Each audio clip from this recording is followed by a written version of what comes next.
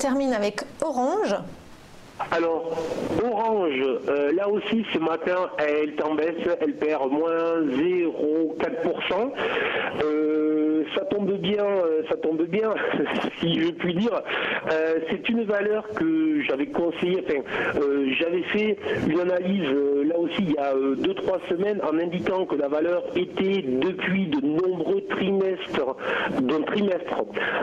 située dans un range, qu'au sein de ce range, elle était juste au milieu de ce range et que donc il était possible, étant donné que les marchés étaient plutôt nerveux et que c'était plutôt une valeur qui rassure les marchés avec un gros dividende, de essayer de jouer justement un retour sur la borne haute de ce range qui était situé vers les 14,9. C'est exactement ce que Orange nous a fait donc avant-hier.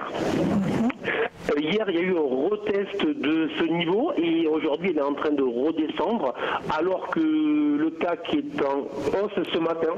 Donc, je voulais justement signaler que ceux qui avaient suivi peut-être ce conseil ou cette analyse ou ceux qui étaient en position sur la valeur, sur les valeurs qui sont en range, qui sont en congestion, la règle de base qu'il faut avoir, c'est-à-dire lorsqu'on arrive sur les résistances, on encaisse les bénéfices. Alors soit vous encaissez tous les bénéfices, vous êtes content, vous avez gagné 7-8% là, donc en quelques semaines, c'est quand même très très bien en ce moment.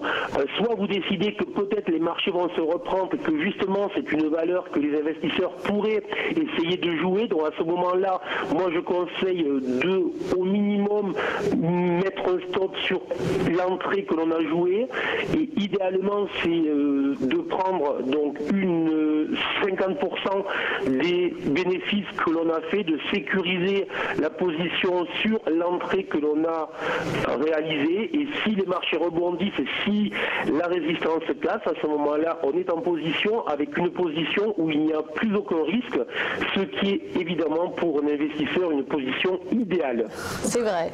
Merci beaucoup Bernard Pradeclos, trader pour compte propre et auteur du livre Stratégie de marché.